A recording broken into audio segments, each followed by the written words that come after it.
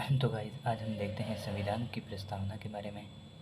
ठीक है ना। तो अब स्टार्ट करते हैं। देखो, प्रस्तावना को संविधान की आत्मा कहा जाता है। ठीक है ना। ये किसने कहा था? ये कहा था ठाकुरदास भार्गव ने। ठीक है। फिर आ जाता है मौलिक अधिकारों को भी संविधान की आत्मा कहा जाता है। ठीक है ना। मौलिक अधिकारों को, तो ये मौलिक अधिकारों को किसने किसने आत्मा कहा था? पंडित जवाहरलाल नेहरू ने। ठीक है। फिर आ जाता है अनुच्छेद 32 को भी आत्मा कहा जाता है। ठीक है। ये किसने कहा था? डॉक्टर भीमराव अम्बेडकर ने कहा था। ठीक है ना।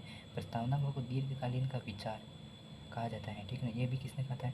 ठाकुरदास भार्गव ने कहा था। ठीक है ना। प्रस्तावना संविधान की जन्म कुंडली है। ठीक है ना। प्रस्तावना को संविधान की जन्म कुंडली कहा गया। किसने कहा था?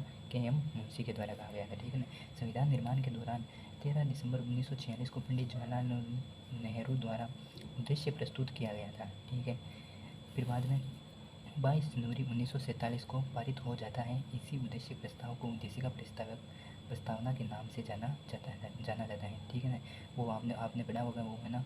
तो 9, फिर बाद में 10, वो जो वही थे ना बैठ के, उसके बाद पंडित जवाहरलाल नेहरू ने उद्देश्य प्रस्तुत किए थे। उसके बाद, है ना, तो वो उद्देश्य पारित हो जाते हैं कब? 22 जनवरी 1947 को। और उन्हीं उद्देश्यों का वो क्या कहा जाता है? प्रस्तावना कहा जाता है। ठीक है ना। इससे जुड़े कुछ वाद विवाद भी हुए थे। देखो, प्रस्तावना से जुड़े वाद। ठीक है ना। 1960 में हुआ था बेरुवाडी में। सुप्रीम कोर्ट ने कहा था कि प्रस्तावना संविधान का अंग नहीं है, इसमें संसद इसमें किसी भी प्रकार का संशोधन नहीं कर सकती है। ठीक है ना। और 1967 में भी इसके बारे में हुआ था। तो 1967 में, ठीक है, अब 1967 में इन्हें गोलकनाथ वर्सेस पंजाब सरकार वाद हुआ गया था। इसमें सुप्रीम कोर्ट ने कहा था कि प्रस्तावना संविधान का अंग नहीं है।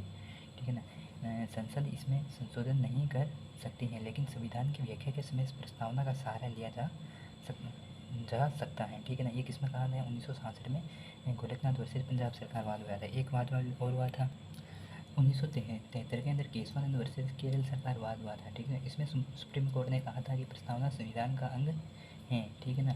संसद इसमें संशोधन भी कर सकती है, लेकिन मूल ढांचे को ध्यान में रखकर। ये थे इसके प्रस्तावना के वाद। लेकिन मेन प्रस्तावना क्या है, उद्देश्य क्या है, ये भी देख लेते हैं। देखो, हम भारत के लोग भारत को एक संपूर्ण प्रभुत्व संपन्न समाजवादी पंथ निरपेक्षता में लोकतंत्र गणराज्य बनाने के लिए तथा उसके समस्त नागरिकों को, ठीक है ना, सामाजिक आर्थिक व राजनीतिक न्याय, ठीक है ना, न्याय कितने प्रकार के होंगे? सामाजिक आर्थिक व राजनीतिक 3 प्रकार के न्याय, और विचार अभिव्यक्ति विश्वास धर्म और उपासना की स्वतंत्रता। विचार अभिव्यक्ति विश्वास धर्म और उपासना की स्वतंत्रता, ये होगी 1, 2, 3, 4, 5, है ना। इसकी ट्रिक बताऊंगा फिर बाद में, याद कैसे रखना है। ठीक है ना। और फिर बाद में आ जाते हैं उनकी स्वतंत्रता, है ना। कितने? 5 प्रकार की स्वतंत्रता, 3 प्रकार के न्याय, और प्रतिष्ठा और अवसर की समानता, है ना।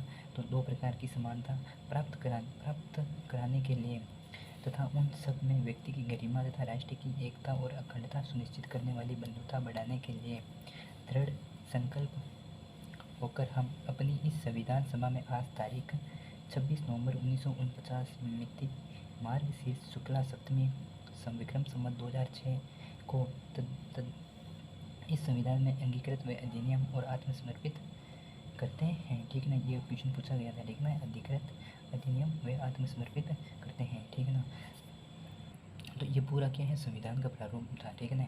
अब इसके अंदर क्या है, आगे क्वेश्चन कैसे आते हैं और क्या कैसे कैसे इसमें याद रखने वाली चीज़ें, ये देखते हैं। ठीक है। अब देखिए, ये फैक्ट्स जो संविधान में हर बार पूछे जाते हैं ना। देखो, प्रस्तावना में पहला एकमात्र संशोधन 42वां संशोधन हुआ था 1976 में। ठीक है ना, किया गया है। प्रस्तावना में सिर्फ एक ही बार संशोधन हुआ, कौन सा हुआ था? 42वां हुआ था, और 1976 में हुआ था। ठीक है ना। इसमें 3 शब्द जोड़े गए थे, समाजवाद, पंथ निरपेक्षता व अखंडता। इसको अपन ऐसे भी याद रख सकते हैं, ट्रिक के द्वारा, है ना। पंथ है जो अखंड समाज है, क्या है? पंथ अखंड समाज है। ठीक है ना। ये कौन से 3 शब्द जोड़े गए थे? ठीक है ना। फिर आ जाता है प्रस्तावना में भारत शब्द का उल्लेख कितनी बार किया गया है? तो 2 बार, है ना। ये कथन हुए कारण इसमें क्वेश्चन आते हैं। ठीक है ना। फिर बाद में आ जाता है प्रस्तावना में 3 प्रकार के न्यायों का उल्लेख है। कौन कौन से आ जाते हैं? सामाजिक, आर्थिक व राजनीतिक। इसको याद रख सकते हैं, सार, है ना। सार, ये वापस ऐसे कर सकते हो ना, ऐसे हो जाएगा सामाजिक, ऐसे आर्थिक, और ऐसे राजनीतिक हो जाएगा। ठीक है ना। अब आ जाता है संविधान में न्याय का उल्लेख किसमें किया गया है? तो एक तो प्रस्तावना में न्याय का उल्लेख किया गया है, एक नीति निर्देशक तत्व में भी न्याय का उल्लेख किया गया है। ठीक है ना। फिर आ जाता है प्रस्तावना में 5 प्रकार की स्वतंत्रता का उल्लेख है। ठीक है ना। विचार अभिव्यक्ति विश्वास धर्म और उपासना। ठीक है ना। इसके लिए अपन याद कैसे रख सकते हैं? तो VA, ठीक है ना, VDU, है ना। इसी को रखना है, विचार अभिव्यक्ति विश्वास में धर्म में उपासना। वाउडू, है ना। एक तो आपने येउडू नाम सुना होगा, मूवी का नाम, ये आ जाएगा वाउडू। ठीक है ना। विचार अभिव्यक्ति विश्वास धर्म और उपासना। अब देखिए है ना, संविधान में स्वतंत्रता का उल्लेख कहाँ किस किस में किया गया है? एक तो प्रस्तावना में किया गया है, एक मौलिक अधिकार में भी स्वतंत्रता का उल्लेख किया जाता है स्वतंत्रता के अधिकार के अंदर, ठीक है। फिर आ जाता है प्रस्तावना में 2 प्रकार की समानता का उल्लेख है, आया था प्रतिष्ठा व अवसर, ये 2 प्रकार की समानता का उल्लेख है, ठीक है ना। 3 प्रकार का न्याय है और 5 प्रकार की स्वतंत्रता का उल्लेख किया गया है, ठीक है ना। नेक्स्ट आ जाता है प्रस्तावना में लोग व नागरिक दोनों शब्दों का उल्लेख किया गया है, ठीक है ना। ये मतलब तथ्य में आता है, ठीक है ना। प्रस्तावना में शक्ति स्रोत किसको माना गया है? तो जनता को शक्ति का स्रोत माना गया है, ठीक है ना। प्रस्तावना 4 देशों से प्रभावित है, कितने देशों से? 4। कौन कौन से? अब देखो अमेरिका से तो क्या लिया गया है? हम भारत के लोग अमेरिका से ले गया है, ठीक है ना। ऑस्ट्रेलिया से की प्रस्तावना की भावना ऑस्ट्रेलिया से ली गई, फ्रांस से लिया गया है स्वतंत्रता समानता व बंधुता के विचार लिए गए हैं, और रूस से सामाजिक आर्थिक व राजनीतिक न्याय लिया गया है, ठीक है ना।